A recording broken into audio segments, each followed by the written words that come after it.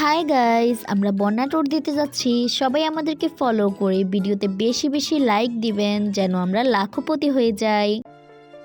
হ্যাঁ, এরকম সব অদ্ভুত মানুষ রয়েছে যাদের ভেতর কোনো মনুষ্যত্ব বোধ নেই, যারা শুধুমাত্র নিজেদের ভিডিওতে ভিউ বাড়িয়ে লাখ লাখ টাকা ইনকাম করার চিন্তা করে। এবারে যারা এই ট্রেন্ডকে কাজে লাগিয়ে সেখানে ছবি ভিডিও ইত্যাদি করার জন্য সেখানে যায়, তাদের জন্য যারা কোনো রকম শো অফ ছাড়াই প্রকৃত অর্থে বন্যার্তদের সাহায্য করতে যাচ্ছে, তারা লোকের কাছে প্রচুর পরিমাণে হ্যারাসমেন্ট হচ্ছে। এমনকি বন্যা কবলিত মানুষগুলো তাদের এই ট্রেন্ডের কারণে চরম বিরক্ত হচ্ছে। কিছু কিছু ভিডিও ছবি এমন ভাবে ভাইরাল হয়েছে যে তারা ত্রাণ দিতে নয় বরং বন্যা ট্যুরে যাচ্ছে।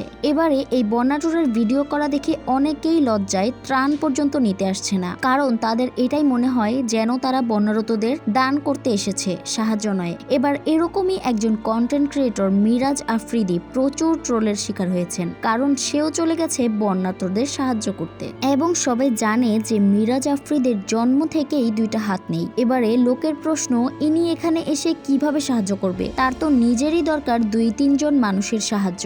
নেটিজেনরা এইসব কথা বলে প্রচুর পরিমাণে তাকে ট্রোল করছে। কেউ কেউ বলছে এগুলা শুধুমাত্র ভিউ আর লাখ লাখ টাকা ইনকাম করার জন্যই আসে। আবার অনেকেই বলছে কেউ এদেরকে সিম্পেথি দেখায়েন না, এগুলা জাস্ট ফাইজলামি আর কিছুই না। অনেক নেটিজেনরা তো এও বলছে যে 2 লাখ টাকার ত্রাণ দেখিয়ে দান করে সোশ্যাল মিডিয়া থেকে 5-6 লাখ টাকা উঠিয়ে নিবে। এগুলা সবই ধান্দাবাজি। এমনও আছে যে মসজিদে মাইকিং পর্যন্ত করা হচ্ছে যে কেউ ত্রাণ দিতে এসে দয়া করে ছবি ভিডিও করবেন না, কারণ আমরা কেউ ভিখারি না। এরা সবাই পরিস্থিতির শিকার।